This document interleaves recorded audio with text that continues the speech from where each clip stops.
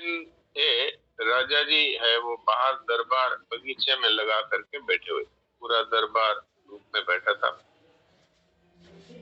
ये उस जमाने की बात है जब भारतवर्ष में राजाओं का राज्य हुआ करता था। अपना तो इतना देखा हुआ नहीं है, क्योंकि मेरा जन्म तो ये आजादी के ही साल में हुआ। लेकिन जो पहले जो लोग हैं वो जानते हैं, बीकानेर के अलग राजा थे, जयपुर के अलग राजा थे, जोधपुर के अलग राजा थे, छोटी छोटी रियासतों के राजा हुआ करते। तो ये एक राजा जी की बात है। राजा अपने सिंहासन के सामने एक बड़ी टेबल लगवा रखी थी। सभी दरबारी और मंत्री तथा राजा जी के परिवार के लोग भी दरबार में बैठे थे। उसी समय एक व्यक्ति ने दरबार में राजा जी से मिलने की आज्ञा मांगी। दरबार ने आकर सूचना दी। राजा ने कहा ठीक है, भेज दो। वो आया और उसने राजा जी को प्रणाम किया। फिर कहा, मेरे पास दो एक जैसी वस्तुएं हैं, बिल्कुल एक जैसी। उनमें से एक असली है और एक नकली है। मैं अनेक राज्यों में अनेक राज दरबारों में गया, कोई भी असली नकली की पहचान नहीं कर पाया। सब हार मान लेते हैं। आज आपके दरबार में क्या होता है देखते हैं। राजा के आदेश से वस्तुएं पेश की गई, बिल्कुल समान आकार, रूप, रंग, प्रकाश, सब एक साथ। राजा ने कहा ये तो एक सी ही है। लेकिन उस व्यक्ति ने कहा दिखती एक सी है लेकिन है भिन्न। इनमें एक असली हीरा है और एक कांच का टुकड़ा है। यदि कोई सच्चा सत्य बता देगा तो ये हीरा उसका हो जाएगा, किंतु सही नहीं बताएगा तो उसको 1 करोड़ रुपया देना होगा। राजा ने कई बार उलट पुलट कर देखा पर पहचान नहीं पाए। दरबार के नामी ज्योतिषी भी नहीं बता पाए। वहां एक जोहरी थे, वो भी नहीं बता पाए। तब राजा ने कहा मैं हार मानता हूँ। सभी दरबारी भी सिर झुकाकर हारे हुए बैठे थे। राजा के पास बहुत सा धन था, पर हारने पर मेरी इज्जत घट जाएगी, इसलिए हार कर रुपए देने की बजाय पहले ही हार मान गए। उसी सभा में पीछे से एक अंधे आदमी ने आवाज दी और कहा, यदि महाराज आज्ञा दे तो मैं कोशिश करूं। सभी हंसने लगे। तभी वह अंधा बूढ़ा व्यक्ति लाठी का सहारा लेकर उस ओर पास बैठे व्यक्ति से बोला, मुझे कृपया राजा जी के पास ले चलिए। राजा को लगा कि इसे अवसर देने में कोई हर्ज तो नहीं है, इसको भी मौका देना चाहिए। मैं तो हार मान ही चुका हूँ। उसने कहा दोनों वस्तुओं को मेरे हाथ में दीजिए। दोनों वस्तुएं उनके हाथ में दी गई। उस अंधे व्यक्ति ने 1 मिनट में बता दिया, ये हीरा है।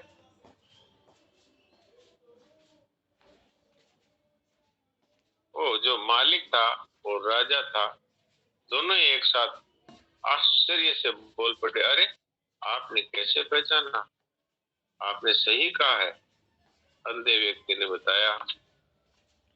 सीधी सी बात है राजन, जो धूप में भी गर्म नहीं हुआ वह हीरा है, और जो गर्म हो गया वह कांच का टुकड़ा है। हमारे जीवन में भी विपरीत परिस्थितियों में जो दुखी या क्रोधित हो जाता है वह कांच के टुकड़े की तरह है, और जो विपरीत परिस्थितियों में भी ठंडे दिमाग से सोचता है वो हीरा है।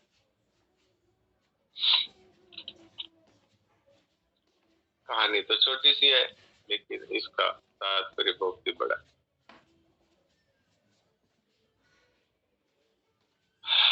किरण गट्टानी क्या कहती हैं बताइए।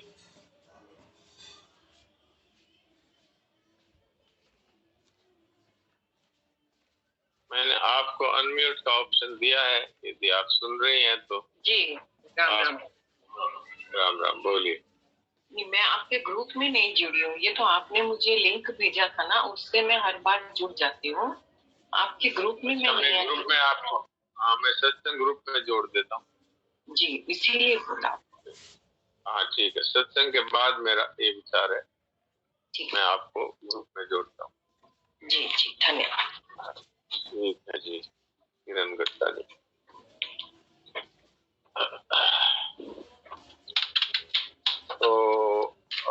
देवकी जी से कहता हूँ, इस बात को मैं म्यूट कर रहा हूँ, बाद में देवकी जी बात करते हैं।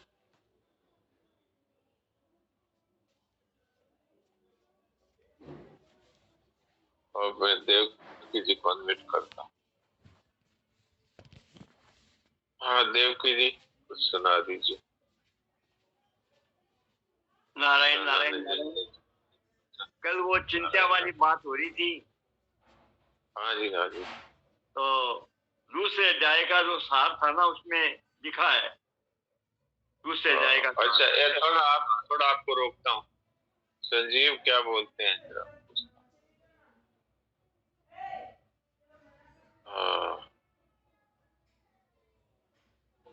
हाँ संजीव बोलो। प्रणाम जी साहब। जी साहब, परसों हमारी सत्संग जब समाप्त हो रहा था तो चर्चा चल रही थी मूक सत्संग की अभिव्यक्ति के ऊपर। तो उसमें 3 पॉइंट थे, हमारा एक ही डिस्कस हो पाया था कि सामर्थ्य की अभिव्यक्ति, बाकी के 2 रहते। हाँ, उस सामर्थ्य की अभिव्यक्ति, विचार का उदय और प्रेम की जागृति, ये 3 बात थी। ठीक है, अब वो इस पे बात की जा सकती है। अभी देवकी जी क्या कहते हैं वो सुनते हैं, फिर उसके बाद इस पे बात करते हैं। हाँ देवकी जी बोलिए। तो शरीर नाशवान है, उसे जानने वाला शरीर ही अविनाशी है। हाँ जी। इस विवेक को महत्व देना और अपने कर्तव्य का पालन करना, इन दोनों में से किसी भी एक उपाय को काम में लेने से चिंता शोक मिट जाती है। हाँ, कल शैली का प्रश्न था उनकी माता जी के लिए, उषा जी के लिए, कि वो डिप्रेशन में रहती है, हर समय चिंता में डूबी रहती है, तो कैसे उनका सुधार हो।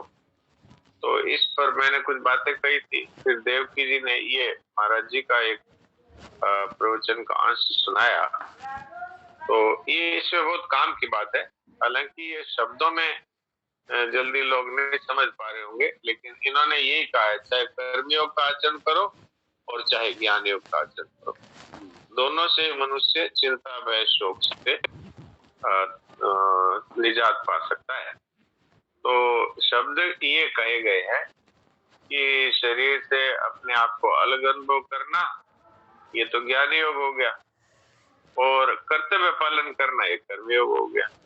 तो कर्मयोग का सीधा अगर कोई अर्थ करना चाहे तो काम आ जाओ कुछ मत जाओ, ये सीधा अर्थ है। इतने में पूरा कर्मयोग आ गया, काम आ जाओ कुछ मत जाओ।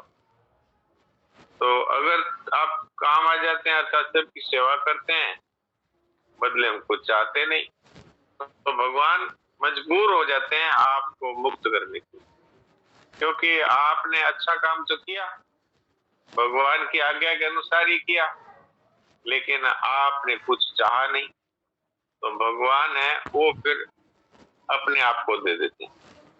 तो ये कुछ नहीं चाहता, तो इसको मेरी भक्ति दे दी।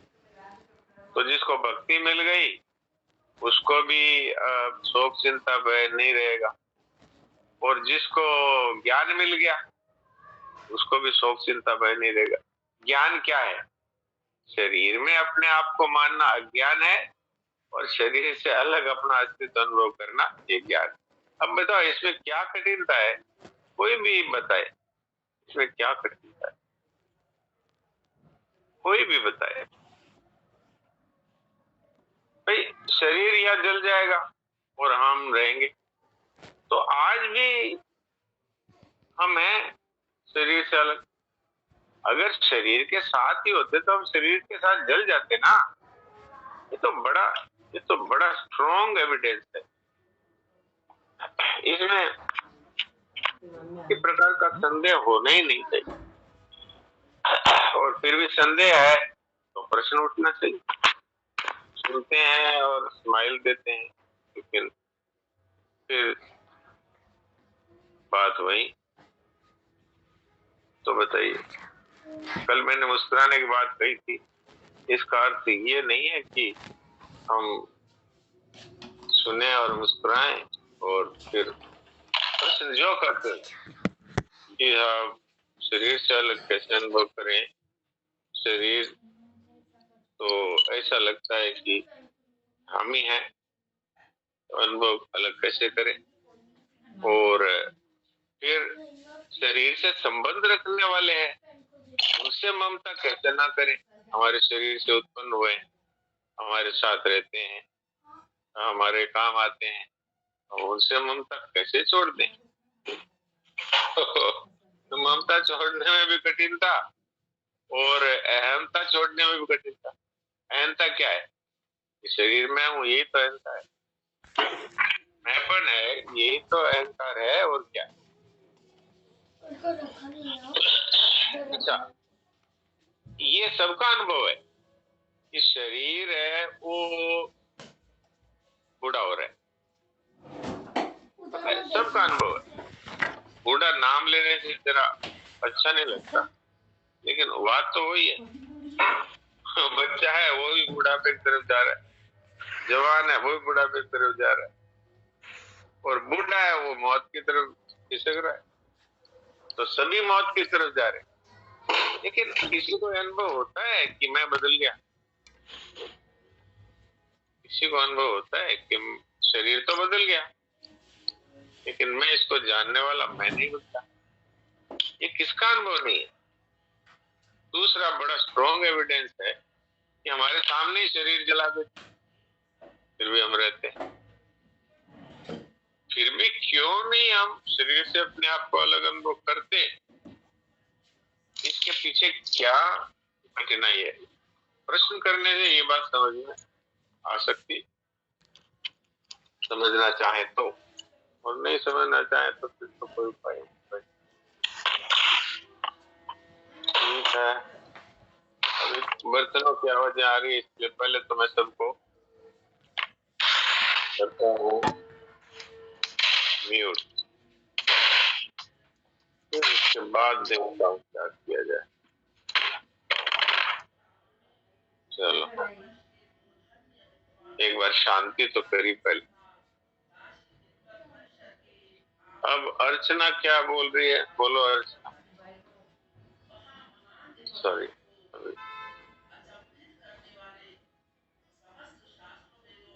हाँ अर्चना बोलो, क्या बोल रहे हैं आप?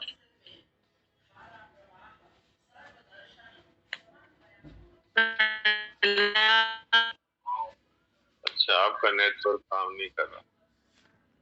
चलो आप जगह, हाँ आप बोलिए। प्रणाम। हाँ, आवाज आ रही है? आ रही है। हाँ, मैं ये कह रही हूँ जैसे हम शरीर से अलग तो रहते हैं, लेकिन शरीर में जब तक हमारा शरीर जल जाता है, जब तो अब हम जैसे उनसे बात तो नहीं कर सकते, इसको सुन के आपसे सुन के मान रहे हैं ना कि भाई वो रहते हैं, लेकिन हमका मतलब हमसे कुछ बात करना चाहिए, हम किस तरह से मतलब उनको माने। हम शरीर में रहते हैं जब तक तो हमें चाहे हम बुढ़ापे की तरफ आ रहे हैं, लेकिन हम रहते हैं, हम उनसे से सुन के मान रहे कि वही शरीर से है, वो है पर शरीर जल गया। अच्छा, बुढ़ापा है, शरीर मौत की तरफ जा रहा है, लेकिन आप बदलते हैं क्या? नहीं, हम नहीं बदलते जी साहब। तो शरीर बदल रहा है, आप नहीं बदलते, तो आप शरीर से अलग हुए कि शरीर के साथ ही हुए? नहीं, हम अलग हैं, ये तो हमने मान लिया। आप जानने वाले हैं तो बात आप अपनी जगह बदलिए, आपकी आवाज साफ नहीं आ रही। हाँ जी सर। हाँ, तब तक मैं रामानंद जी से बात करता हूँ।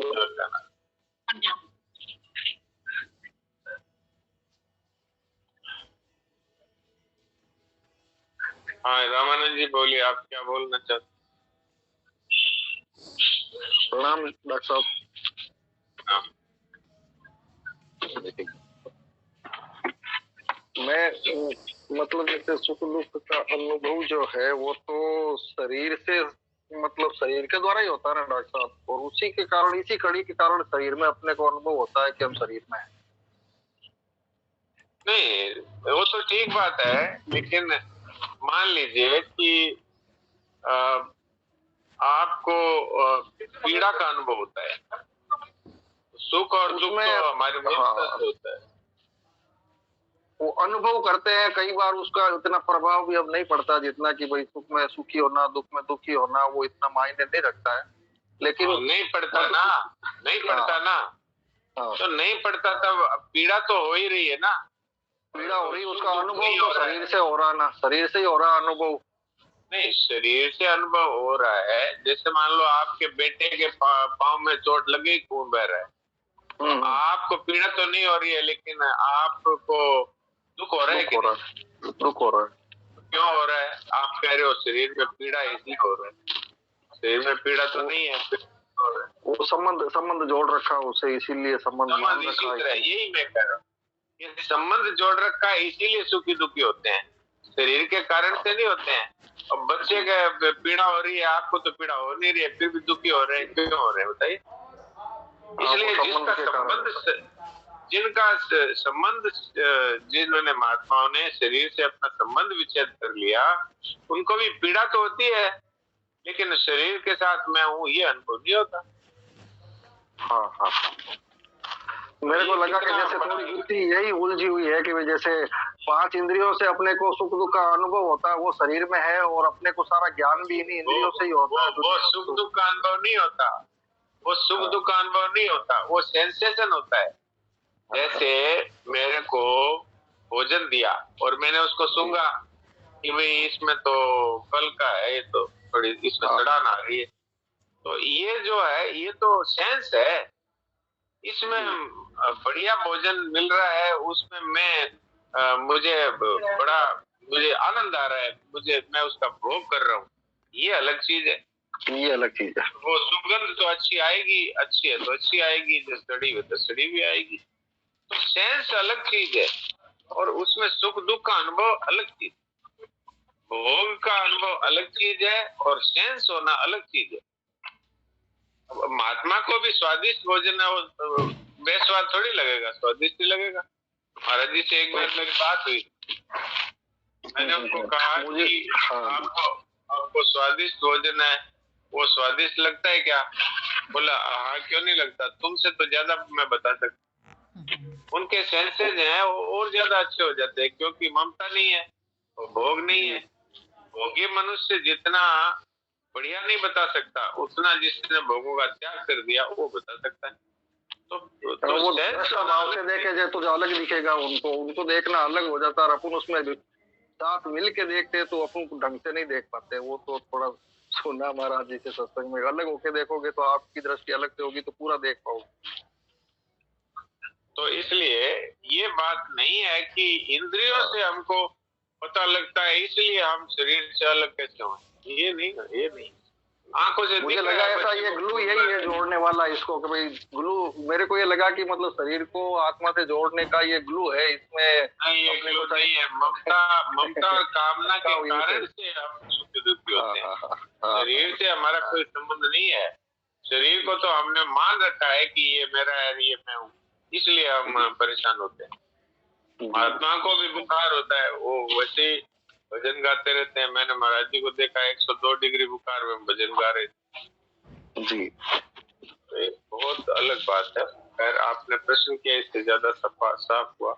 समय पूरा हो रहा है, इसलिए आज तो यहीं पर विश्राम है। थोड़ी देर के लिए शांत हो जाते हैं जब तक वीडियो नहीं कटता है।